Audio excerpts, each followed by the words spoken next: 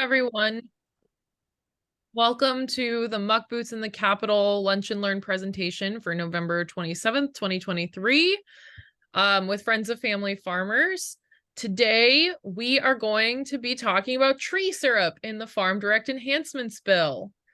So welcome everyone. My name is Alice Morrison. I am one of the two co-executive directors of Friends of Family Farmers. We are a statewide nonprofit organization that does farmer technical assistance in our land access program, Oregon Farm Link, and our pasture producer program, Oregon Pasture Network. And we do advocacy on behalf of the 1,600 farmers across the state that we represent. The folks in our network are small and mid-size, highly diversified and local market farmers. So the type of folks that you see at a farmer's market who have CSA options, who are selling into their local co-ops and grocery stores and restaurants, and a lot of whom take advantage of the Farm Direct bill. And so in 2023, earlier this year, we ran what we called the Farm Direct Enhancements Bill, which was SB 507, to make some changes to that law to include some new products. And if you'd like a full overview of everything that changed with that bill, we do have a recording of a previous Lunch and Learn that we did on that topic, and we're going to do a short overview here. But if you'd like more information about the other enhancements, we have a recording on our website, and our illustrious tech person, Brittany, can put a link in the chat to that. But today we are here to focus on one particular part of that, that bill of revisions and enhancements that we put forward, which is including tree syrup. We're saying tree syrup because it includes walnut and maple, not just maple, in the language of the bill, and allows folks to harvest and process those products on farm for sale to the public. So what is the Farm Direct law? I touched on this a little bit, but it was first passed in 2012 and has had some amendments and enhancements since then.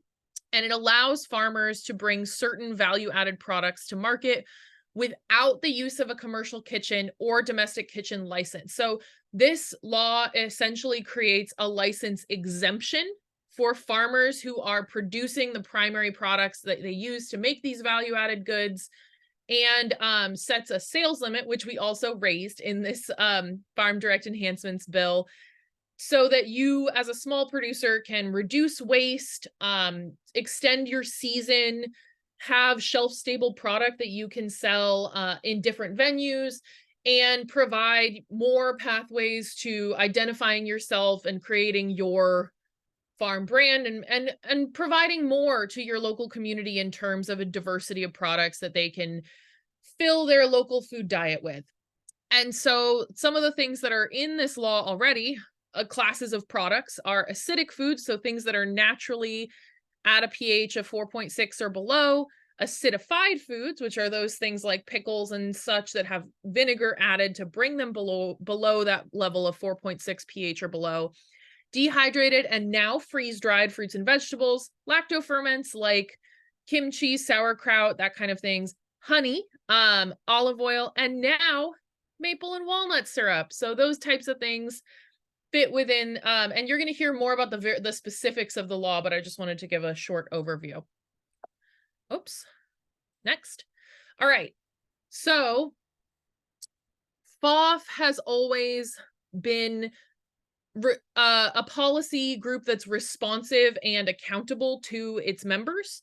So we don't take policy positions or develop policy proposals without the request and support of our members. So every 2 years, we embark on a process to gather feedback from farmers across the state, as well as other food system stakeholders like farm service providers, folks in other parts of the food system.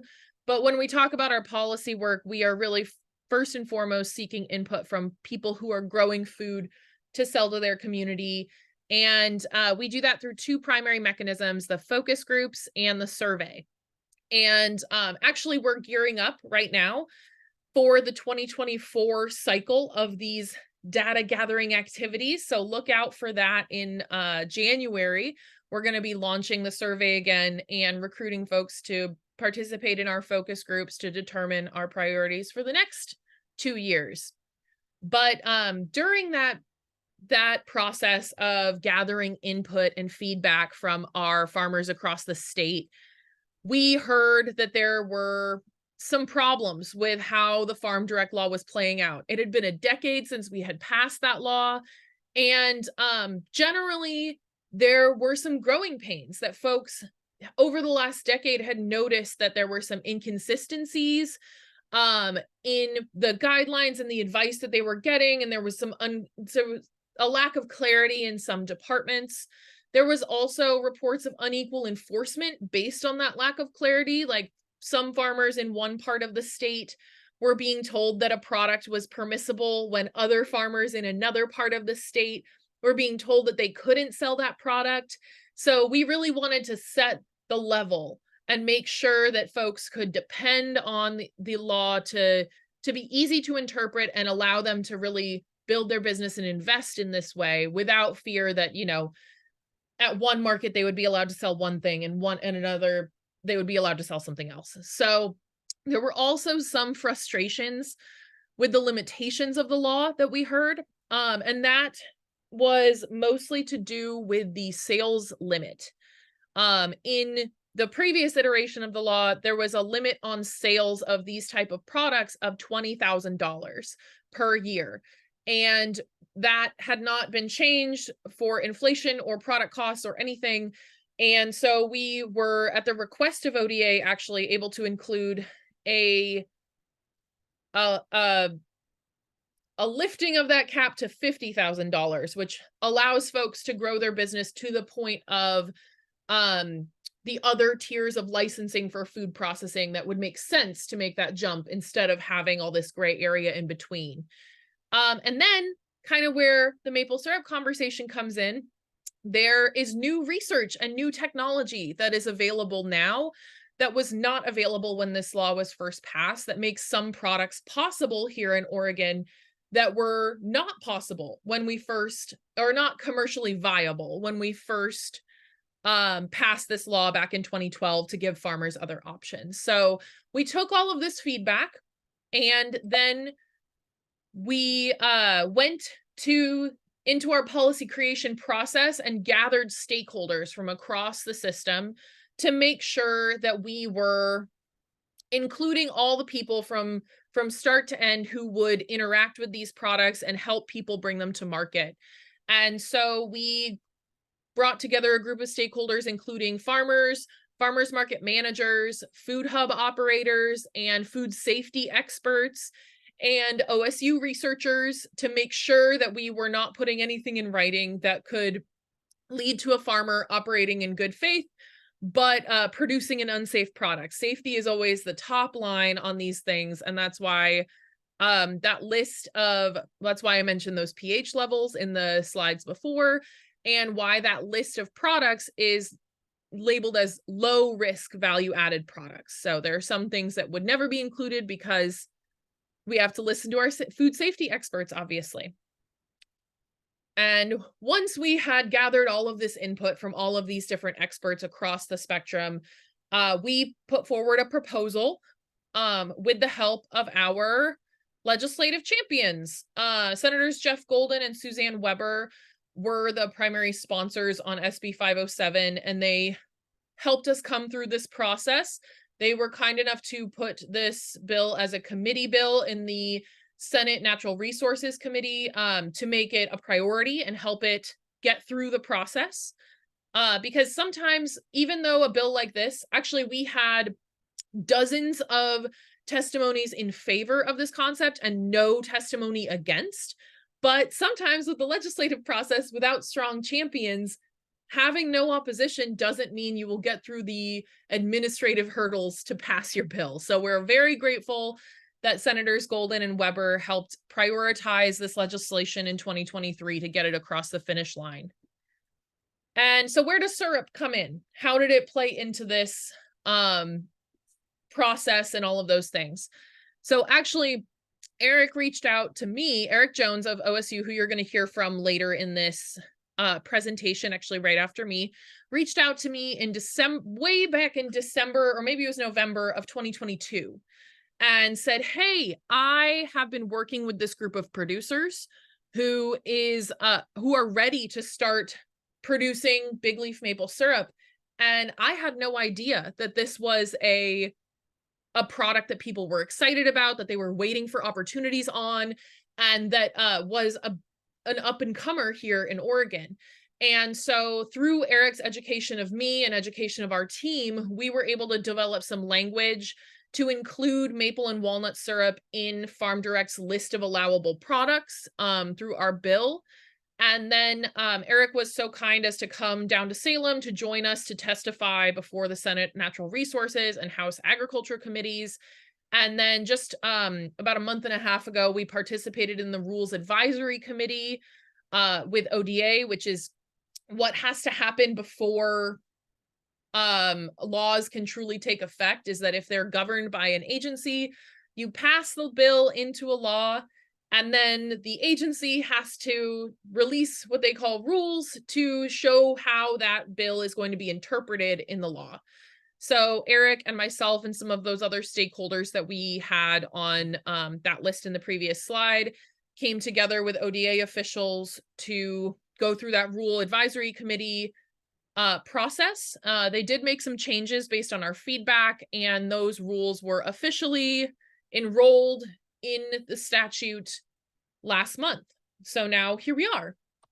So I would be remiss without saying that Friends of Family Farmers is a nonprofit organization, and most of the advocacy work that we do comes from the support of the community, not only in our policy choices, but also to keep people like me operating and in the room when these things are being discussed and decided. So if you are looking to make an end of year donation, please do head on over to friendsofamilyfarmers.org/support, and Brittany can drop that in the chat as well, and support this type of work now and in the future. So now we will hear more specifics from the syrup experts. We have with us Eric Jones and Melanie Duville. I'm going to hand it over to Eric for the next part of our presentation. Thanks, Alice. Hi, everyone. I'll be quick. I just want to run through a few things. So we're just at the beginning of a maple and walnut syrup industry here in the Pacific Northwest. And you may be wondering, well, why now? And part of that is because maple and even more so walnut have a lower sugar content than the sugar maples that are found in the Northeast, which is what the primary sap for making pure maple syrup that you see in your store shelves now. Pure maple syrup being real syrup from trees, not anything like corn syrup based maple flavored corn syrup like Log Cabin. So as Alice mentioned, there's some new technologies that have made it possible, more feasible to have a real commercial production that could eventually supply chain stores, grocery stores of any size. And those two technologies are reverse osmosis and vacuum tubing systems. The reverse osmosis, you may be familiar with that if you have a farm and you have reverse osmosis to create cleaner drinking water. It can turn dirty water into clean water. Well, we do the opposite in the maple industry. We use reverse osmosis to concentrate the sap and get rid of the pure water. Although we actually don't get rid of the pure water, we set that aside for washing. It's nice, clean water for cleaning with. The other technology is vacuum tubing and vacuum pump systems. Specialized tubing that's food grade, lasts decades if you take care of it, and is UV protected from the sun, has been developed for the maple industry. And It's allowed people to connect hundreds, even hundreds of thousands of trees together into an efficient collection system. Now, for beginners that might be taking advantage of Farm Direct, you don't have to necessarily do those things, but the know-how and the different kinds of supplies and so on that come will be coming along with an emerging commercial industry here will be more available to you. So um, uh, I think that Farm Direct has a really important role for helping people take initial steps getting into commercial to see if it's for them, and maybe they may find that it's not for them, or for you, or you may find that I just like doing a small thing, just supplying my farm stand, or my kids like to do it and put it out on the farm stand, or sell it at the farmer's market stall. So there's room for all kinds of levels. And if some of you are probably from the Northeast states where they have traditionally tapped maple syrup for a long time, you know that there's a real culture of appreciation there. People really love it. And that's a part of what we're wanting to do here too. And you'll hear from the Oregon Maple Project in a little bit, who's playing a really important role for getting a larger culture of appreciation, hobby, and small commercial tapping going. At OSU, I'm largely focused more on larger producers, but I also want to help small producers as much as I can too. So I'm going to share my screen and just touch on a couple of things here. I'm always available for follow-up, so don't feel like you have to absorb everything right now. But I just want to touch on a few little things. So the first thing I want to point out is that we have a public website we created called Oregon Tree Tappers.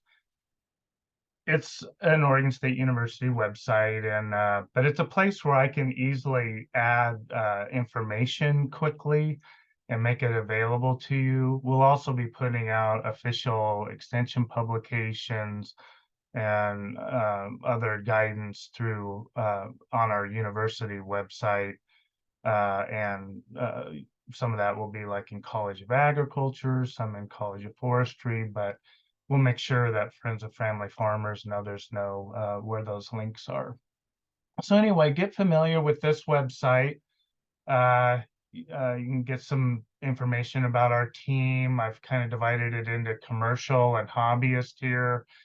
There's information on tax incentives for managing your land for maple. It falls under an agricultural tax deferral, so it's better than timber. But there's some rules around how to go about that. Got some cost revenue estimates in case you're writing a business plan that might be helpful. And I'll get back to this in a second, but some information on hobby tapping, and we really try and point people to Oregon Maple Project to take advantage of their workshops for hobbyists.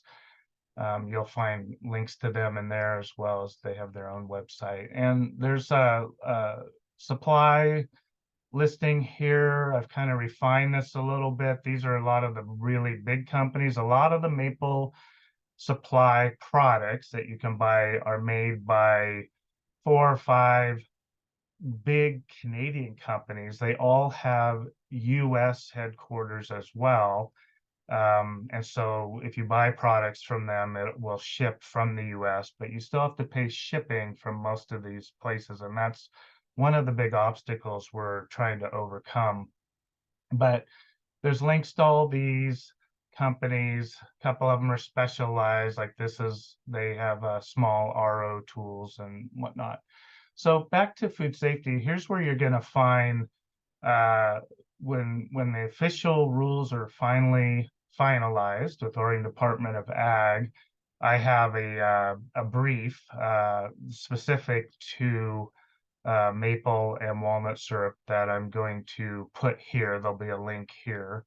And let's take a quick look at that over here. It's going to look something like this. We'll talk about compliance with the law, what the law does for you.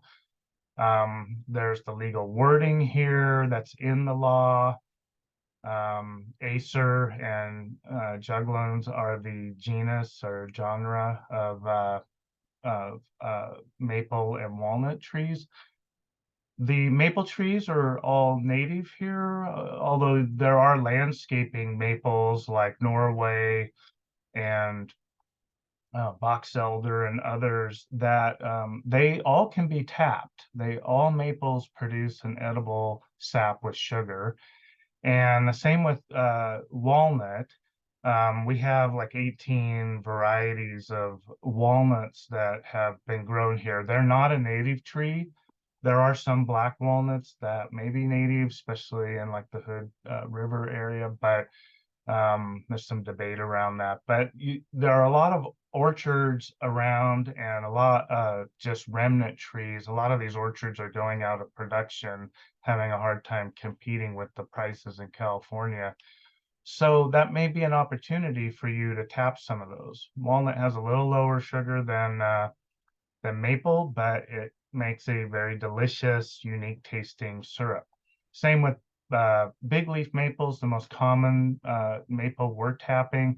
It also has a syrup that is unique, different from sugar maple. Similar, you'll still know it's maple syrup, but it's different, it's unique. And a lot of people feel that it's more complex, and a lot of people said they like it better. But of course, maybe we're biased here in the Northwest. We like what's local. So in this guide I'm making, there'll be a little background on sap procurement. That's just collecting sap. There's some resources here where you can get things that will help you tapping. I really recommend Gary Backland's Big Leaf Sugaring book. You can find that on Amazon, hopefully Pals, and other local bookstores also stock it. Gary has a nice video he did, Big Leaf Maple Tapping 101, I think it's called. And you'll find others. There's also a couple Facebook sites. If you do Facebook, great place just to pose questions to people. Just search for Big Leaf Maple in the Facebook and it will come up. You'll find a lot on YouTube as well, but I do recommend starting with Gary's stuff just for the real basics. And he hasn't updated his in a while. Not a lot's changed, but there are some differences we're learning. That's a lot of the research we're doing at the university, is to be able to talk about what is the same from Northeast sugar maple tapping and what is a little bit different and unique for us. One of the biggest differences for us is we have a longer season. We can tap earlier in the season, but we have more cyclical warm and cooling weather. So maple sap likes to run when you have a freezing night and a warmer day, like 45 degrees during the day. And then we'll get several of those frost events throughout the year. Maybe if you're at a higher elevation, like 1,000 feet, you may get 7 or 8 of those through the year. And you can tap during each of those or right after. But after a while, if it's warm nights and warm days, then you start to get yeast and bacteria growth in your system, and you need to stop, clean it, clean your buckets, however you're tapping, and get ready for the next frost event. One thing I should mention, you may read, like, I highly recommend, downloading guides from the East Coast. Lots of them are available for free as PDFs. But just keep in mind some of the things there may not apply. And for example, like, they're very careful with tap hole management because sugar maples in the East grow very slowly. And they have to be careful because each time you tap, you create a wound in non-conductive wood. And it takes a while for that to heal over and for sap to be able to flow in that area. And so sugar maples are more prone or a higher risk to being hurt from over tapping.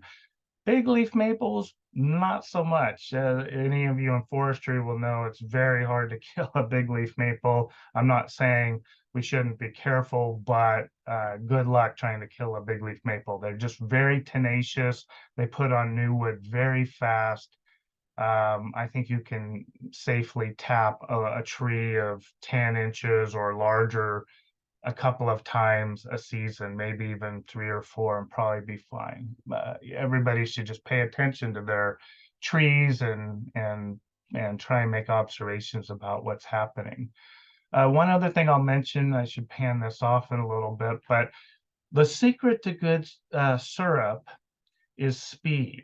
You want to keep your sap as fresh as possible. You collect it from the tree, and at the end of the day, you need to get it to your evaporator and start boiling it, or you need to put it in a refrigerator and boil it the next day.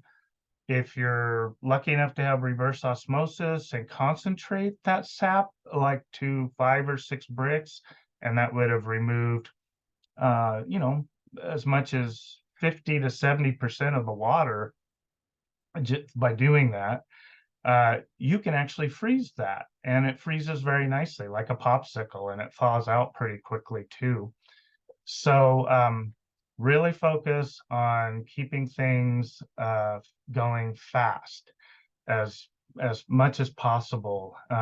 And if it's all day and it's warm out and stuff started to grow in your sap, well, things will be, yeast and bacteria will be growing in your sap even on a cold day. But the warmer it is, the faster that happens, and you may still be able to make some decent syrup from that, but you'll want to make sure that you clean all your containers really carefully. We have some simple cleaning techniques we'll have on our website. I think Melanie is going to talk a little bit about what they use, but star sand, common in the fermentation industry, is a good sanitizer.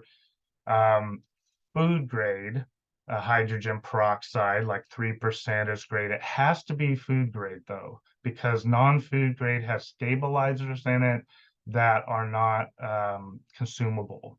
So the problem with food grade hydrogen peroxide or any hydrogen peroxide is it doesn't last very long. So without those stabilizers in it, so uh, you want to make sure that your food grade hydrogen peroxide is stored in small containers, and you just open one at a time when you need to clean. If it's full in a container, it should stay pretty shelf stable.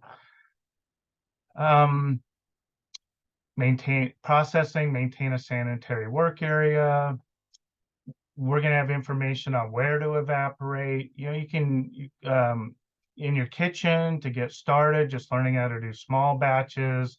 But as you expand, you may want to have something outside, but you're going to want that to be in a clean area. You know, if you're using like a 15-gallon kettle, you can get like a gas one, stainless steel kettle with a temperature gauge on it for about $120 online, and a propane burner that it can sit on for about another $120. Or you could do wood. You could learn how to do it on wood if you have a lot of wood as a fuel source. But as if you scale up, you're not going to want to do a 15-gallon kettle on a propane burner in your kitchen unless you happen to have a really large kitchen with a fume hood. But do that outside. You want to have a cover over it so you don't get any rodent droppings or bird droppings or anything going into it. I think that maybe I will stop there because there's so much information to share, but this guide will have pictures in it. Something that you'll want to think about also, if you're planning ahead, is filtering your syrup, because the syrup will have minerals in it called sugar sands, and that can precipitate out into the bottom of your bottle, but maybe you don't mind that. It's not going to hurt it to be there. But the more you have a commercial product and want it to look clear, the more you're going to have to kind of master filtering. And you can do that simply through special filter, synthetic filter cones that you can buy from the maple industry. They're washable and they stay pretty hygienic. You can do that pretty cheaply, just a gravity system, but as you get bigger, you may get into special kinds of equipment like a filter press. And the last thing I just want to emphasize is refrigerate your syrup after opening. I would put that on the label. It will stay okay and not be dangerous sitting out on a warm store shelf or pantry shelf for weeks, but to get the maximum life out of it, refrigerate it after opening. That'll keep any mold from growing on the top. Okay, I'm going to stop there. We'll have time for questions after too. Thank you, Eric. That was really informative, and thank you for putting together all of those resources on the Tree Tappers website. So we're going to hold questions until the end, but we're going to hear from Melanie from the Oregon Maple Project now to talk about what they offer and what you can look for with the Oregon Maple Project. Thanks so much, Melanie. Yeah, I'm gonna actually turn my video off because my connection's real unstable, if you don't mind. And I think Eliza is going to try to pull up the slides I have. So in the meantime, I'm just gonna start rambling, and hopefully if I cut out, someone will give me a flag down or something. Yeah, thanks for what we have. Can you see the slides? So my name is Melanie. Yep, I can see them. Great.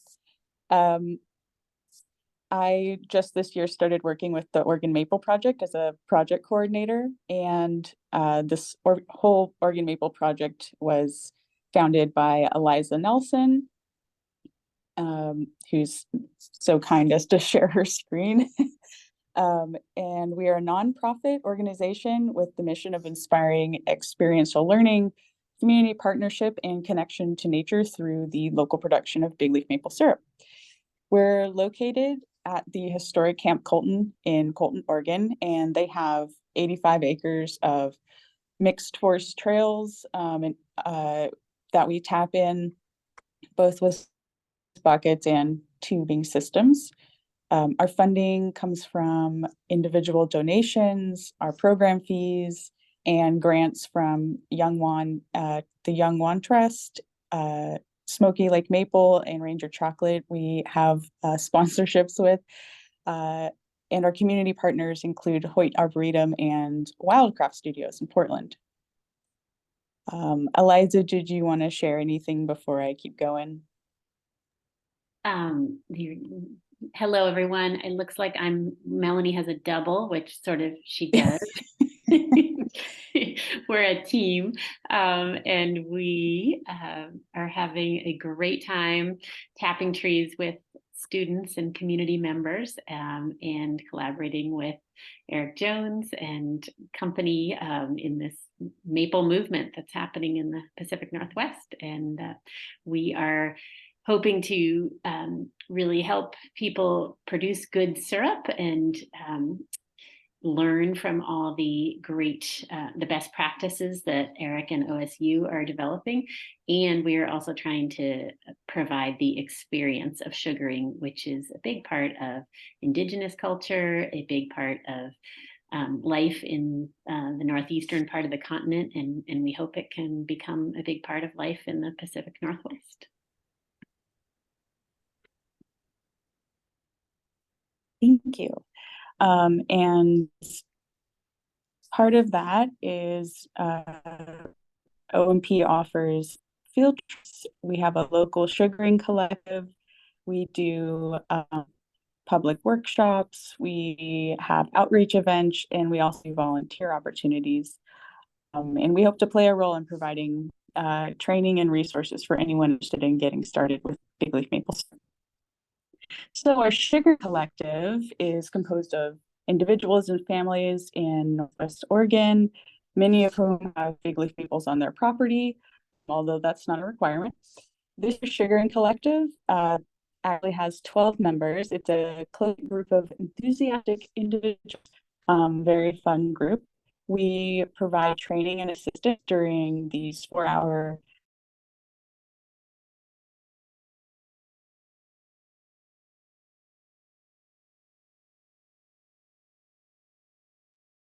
We lost you. We can't hear you anymore.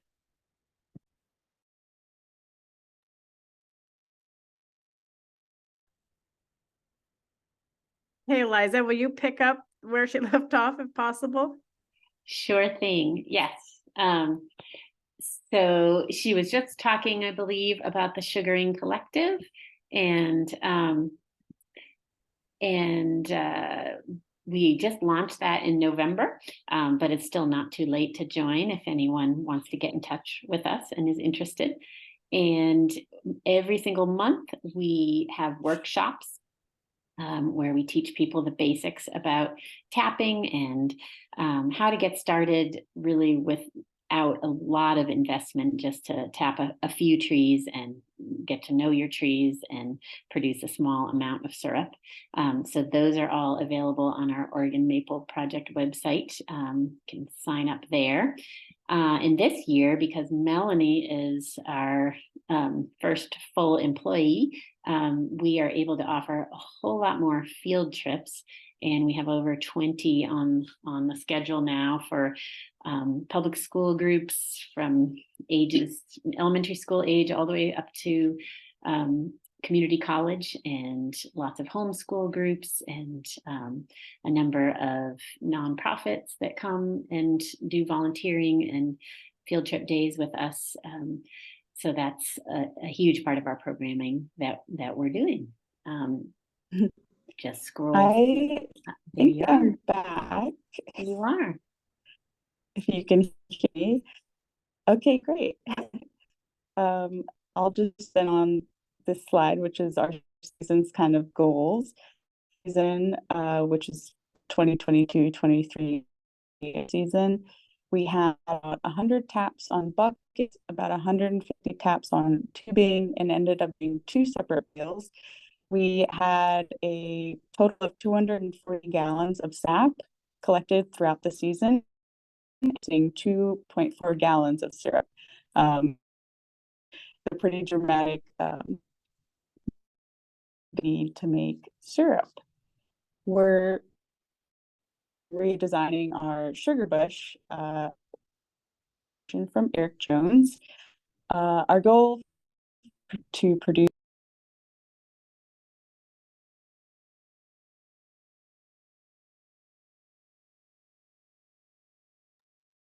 Oh no, sounds like we've lost Melanie again. Sorry for the technical difficulties, folks. Eliza, do you want to say anything about the goals that Melanie was speaking about? Sure. Yeah, it's incredibly variable how much syrup we produce, depending on the season. The year before, we were able to make 9 gallons of syrup while also doing all of these programs. But I'd say our goal this year is really to be able to serve double, triple the amount of people in teaching and experience that we've helped before, while also really gaining more in terms of production. So because now we can start to sell our syrup. So that's an exciting new development here. I will scroll through some of the other slides, if you can still see them, that Melanie has. One of the things I think that is so exciting about big leaf maple sugaring is helping people learn about this incredible native tree that we have and that has been underappreciated on in forest lands and even farmland in the Pacific Northwest. And just really understanding what a provider it is for all kinds of animals, including humans. And you can see in this slide that the big leaf maple flowers in that basket are huge and incredible, and they're actually delicious. They taste a little bit like broccoli, can be used in salads or batter fried, as you see in the upper right-hand corner, and served with, hopefully with big leaf maple syrup or big leaf maple honey. Once you start really paying attention to big leaf maples, they're one of the first trees to flower out in the spring. And so that's one of the first sources of flowers for pollinators. So some beekeepers are able to isolate that time period and make big leaf maple honey, which has a delicious, unique local taste to it. And the sap that comes from all trees that we can tap is delicious in its own right and nutritious. So there's a growing beverage industry that incorporates tree sap, particularly getting developed in the Northeast, but also possible here. So continuing on, Melanie also just wanted to point out some of the differences. I think, Eric, you touched on this as well, just differences between sugaring with the sugar maple in the Northeast versus our big leaf maple in the Northwest. And a lot of the differences come down to season and when the sap flows. So while in the Northeast, there's a deep winter freeze and a spring thaw. So there's a breakneck tapping season, usually about a month to 6 weeks long, and in the end, late winter, early spring, and lots of production during that time. Our season can begin actually this week, might be a good tapping week with the cold temperatures and the clear skies. And this is when we think about starting late November, early December, and we go all the way through to March. But we have to catch the wave, and we have to work quickly before the temperatures go up again. And we have to retap more often. So there's a lot we're learning about our climate and use of just catching that flow and getting our sap processed before any spoilage happens. There's definitely a large indigenous sugaring tradition in the Northeast, all kinds of mythology and history of sugar camps and really ingenious methods of sugaring from thousands of years ago. In the Pacific Northwest, we know that the big leaf maple has been important to people in the region for many, many hundreds, thousands of years. We don't necessarily have information yet on whether indigenous tribes tapped the trees a lot in history, but it is definitely an important tree. We also, just in terms of the equipment needed for sugaring, we love working with Smoky Lake maple products, which was also on Eric's list, and I can put in the chat at the end here. We actually have a link. If you buy through them, it supports the Oregon Maple Project. We get a commission through them, but they're a great company, really wonderful to work with, and they offer free shipping, which can be a challenge if you start buying equipment cross country. It can get expensive.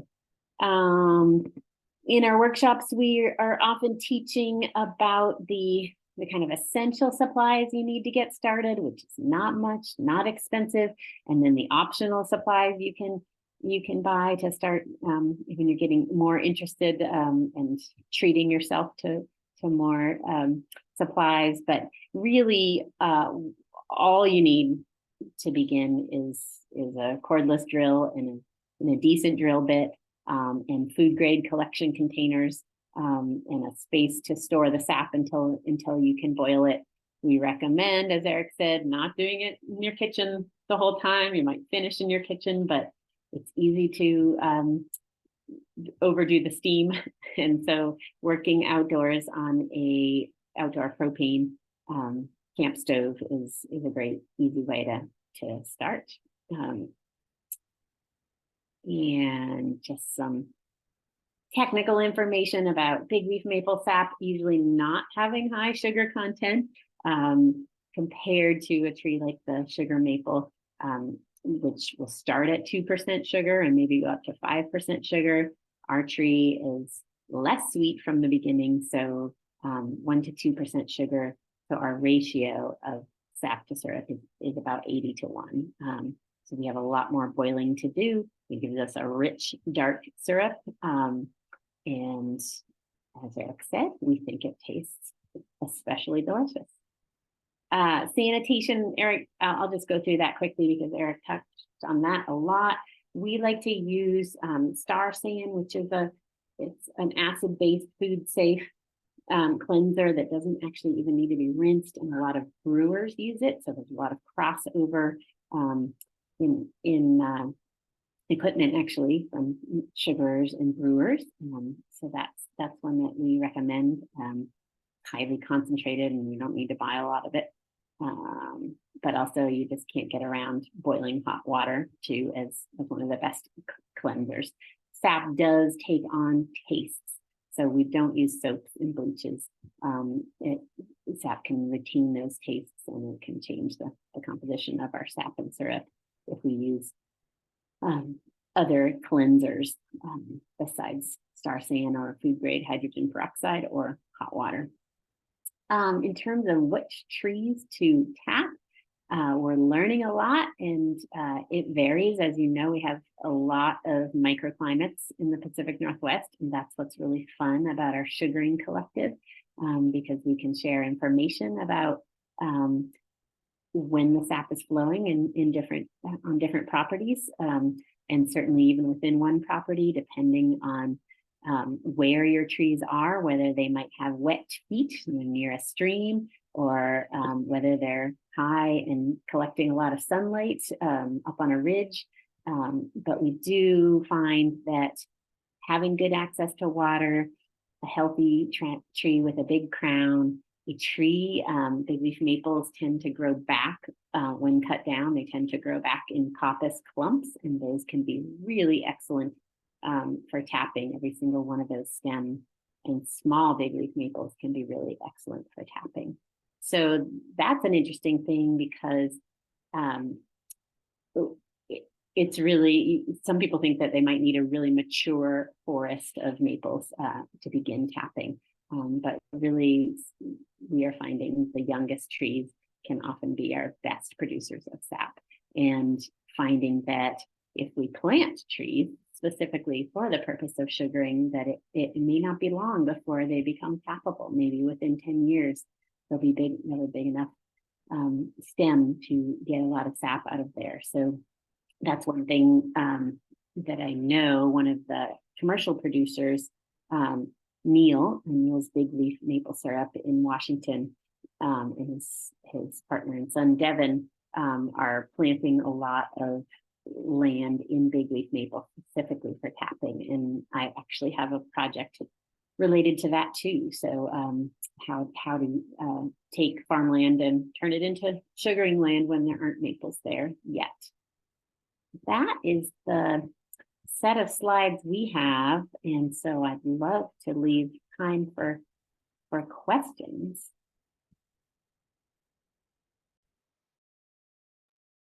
Thank you. That was a wealth of information, and we will be sending out all of the links and in the follow-up email with the recording and everything. So if you missed any particulars, you will definitely have the opportunity to revisit the resources shared here today. Yeah, we have about 7 minutes left on the call, and I have some questions that I've been asked over the course and wanted to highlight. But if there are questions from folks in the room, if you have specific questions, please take yourself off mute and ask away. This is your time.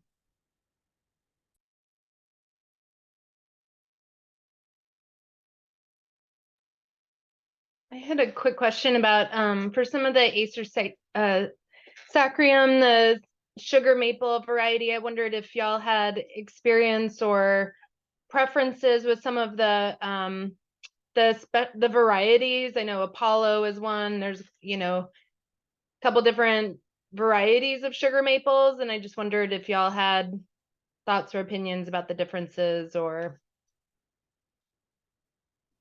any insight there. I know very little about that. I do know I was just with a landowner in the Wallowas that's planting one called Heritage sugar maple. So he definitely piqued my interest, and I'll start paying more attention to that. Going to maple conferences back east, it isn't something that comes up, but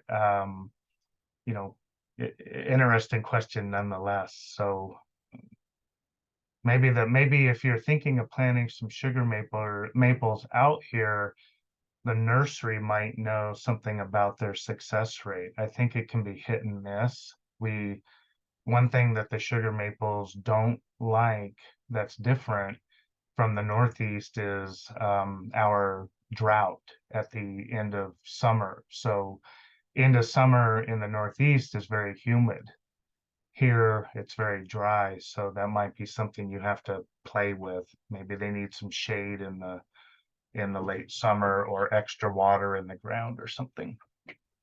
And I would just say, yeah, I have been personally interested in trying to grow some sugar maples, but I do know that they grow so much slower than big leaf. So it's just you have to be a lot younger than me if you want to put some in and sugar with them for many years. But that's highly possible. I have a question. I have I've got a big leaf maple in my backyard. There's a well under our property. We're in Eugene. And this tree, I think, is about 75 to 100 years old.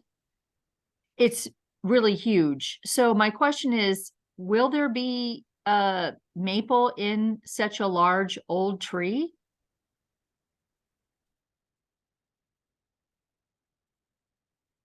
Eliza, you wanna? Sure. There'll definitely, if it's a live tree, there'll definitely be sap running in it, and it is worth trying. Some of the really giant big leaves, you can put more than one tap in, because there's just so much sapwood that you can drill into, and sometimes it's worth doing that because there might be more scars in a big old tree, and so your first tap may not go into tubing that is going to yield as much sap.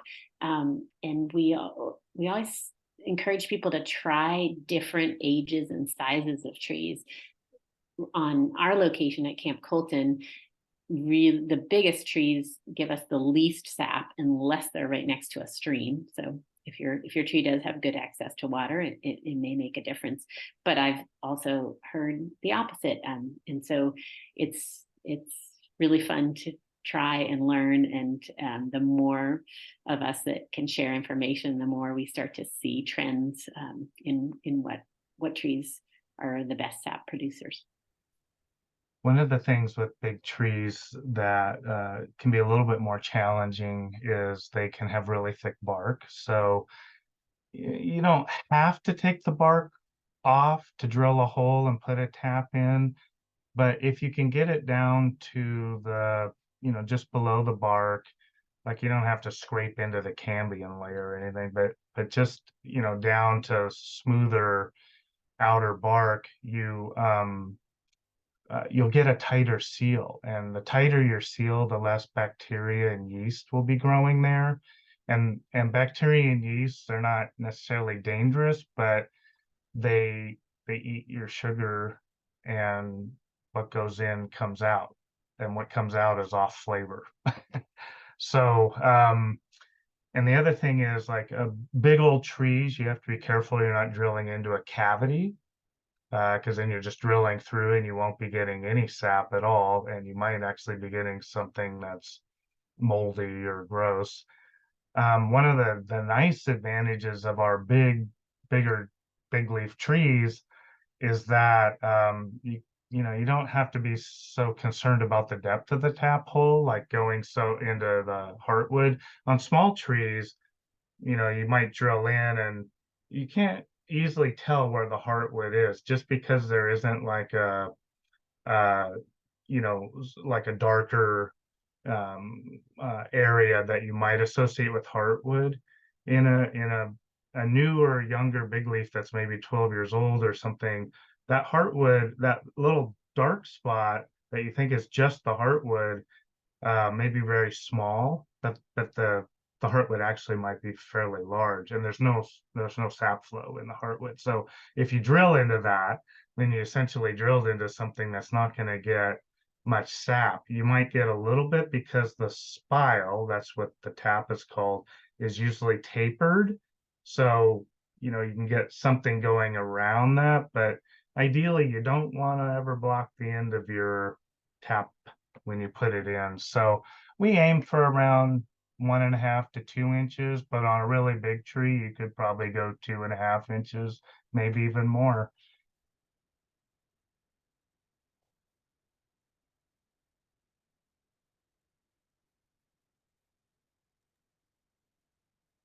Would you mind sharing a little bit more about the walnut syrup? Does it need to be boiled the same? And are those resources for tapping walnuts also on that website, or just mostly maples? Yeah, the walnut, we're still we just started doing it, but because there's so many old walnut orchards and it's so similar to maple, we wanted to include it because it's essentially everything's the same. Although one of the things we noticed with the walnut that kind of threw us for a loop last year was that normally you just tap during the freezing nights and warm days, and maybe a day or two after that, because the sap can keep flowing, especially if it's on some sort of vacuum pump or something. But we tapped walnut in January, and it never stopped flowing. So that was like a little puzzling, because even through the warm periods when the maple wasn't flowing, the walnut was. And this was a big long orchard with a really nice long slope, so we hooked up some tubing to it, and it might have been that we just had all this natural gravity pulling down, as sap's in the line going down, it's creating a suction from the trees. So we're learning, and anybody who does walnut, we'd love to hear your observations and experiences. I have a question or two. One of the questions that I have is, have you guys done different studies for areas like around the state to see which areas you guys think might produce the best? I'm over here in like Clackamas County, Westland, and when we talk about like freezes and warm days, I'm thinking about our coldest region. So I'm thinking, oh, the base of Mount Hood, there's nothing but maple trees and freezes, and my family lives in Sandy. So I'm thinking, would those areas maybe produce more or be more viable to like be thinking about a project? And then my other quick question to that would be, is there any a lot of pressure from like animals, deer and bear and stuff like that? I Well, can start. Yeah. Go ahead, Eliza. Oh, I can start on that. I mean, I do think higher elevation can be helpful because you're going to get more freeze thaw cycles. At the same time, if you have a lower elevation site that's along a stream, those can be really excellent depending on the winter, depending on the temperatures you get. Yeah, the ideal would be having some elevation and a lot of moisture. A site that has both of those would be great. And then, do you want to answer the second one, Eric? Go. You can take a shot at it. You have to remind me. Oh, You were asking about, would you just restate the question? I was asking about, have you guys found any issues with like animal pressure, Animals, yes. like bears, any animal pressure? Because I just imagine tubing hiking through the woods, because I'm imagining not every lot, like we were talking about, elevation is like a flat. Right now everything is not a plantation style or farm style, and so I was thinking, I have so many deers and I have so much animals. Like, how's this tubing like even staying when I can barely keep my garden standing? Mhm, mhm. So, good to see you, Elon. Anybody who doesn't know Elon, she's like a master mushroom and truffler. So you should get to know her. It's a great company. Um, that's a great question. In the East, they really have a problem with squirrels chewing into the tubing. And I'm not really clear on why that is. My theory is in some areas that it's really frozen. They're after water. They see liquid going through the tubing, and that's a water source. But there's also some evidence that if people are using like a regular sodium based bleach, um, uh, not calcium chloride, sodium, what's regular household bleach? Drawing a blank at the moment. Anyway, like Clorox, yeah, it leaves salts, and the animals could go after salts. We're experimenting with a calcium-based bleach right now. We've actually shown that it works and doesn't leave residues, so we're going to have that on our website pretty soon.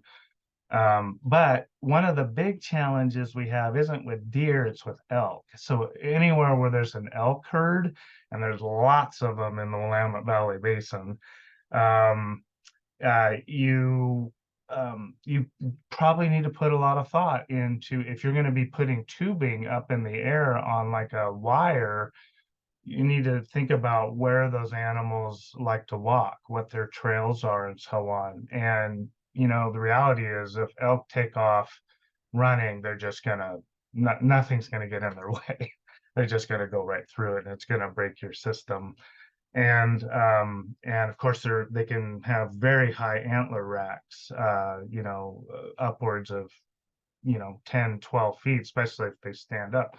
So that's a big issue, but we've also been experimenting in those high elk areas with putting tubing on the ground.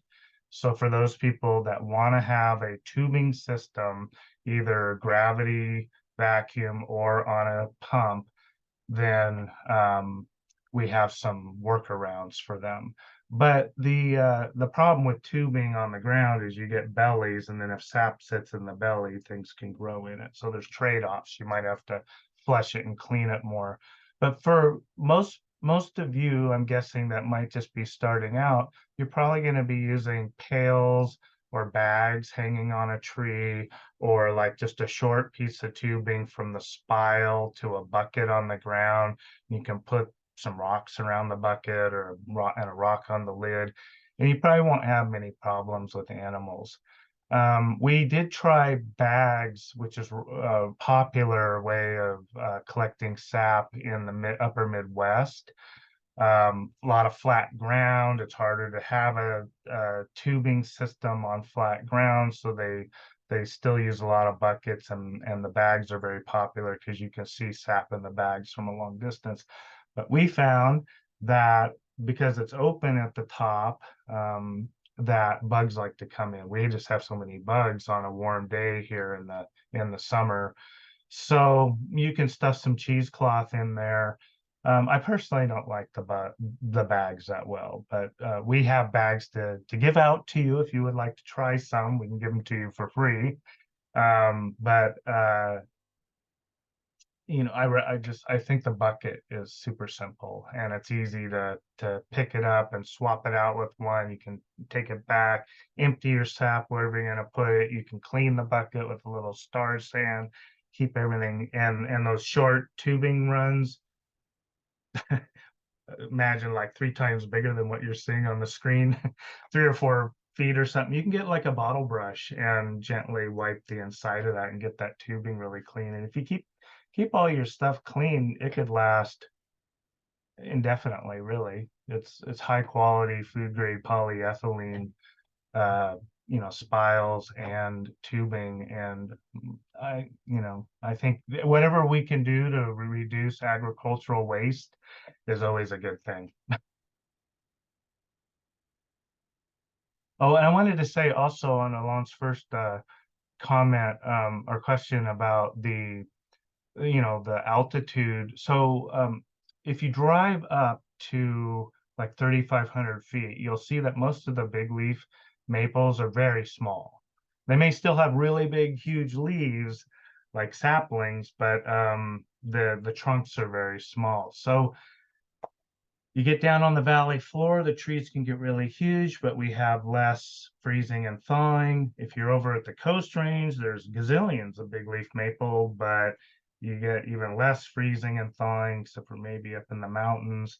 But the Willamette Valley Basin, in that maybe 500 to 1,500 foot range, and there's tons of big leaf there, that seems to be pretty ideal. But if you're outside that, don't get discouraged. You can still do it, but that is a nice, sweet range.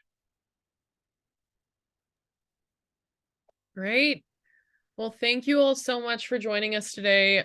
Your expertise is much, much appreciated. And I'm sure that while all of the information that we shared today percolates down, you'll get some questions afterwards as well.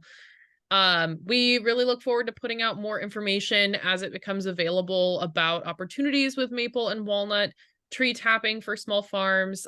So tune into our website or our newsletters, as well as the newsletters from the Oregon Tree Tappers and the Oregon Maple Project, to make sure you stay up to date on things that are available. And we are at 1:10 p.m. So we had so many questions. We've overflowed our time here today. But I think we are ready to let you all get back to your afternoons. And thank you all so, so much for all the information and energy you brought to this conversation. And I'm just putting my email in the chat in case anybody has follow-up questions or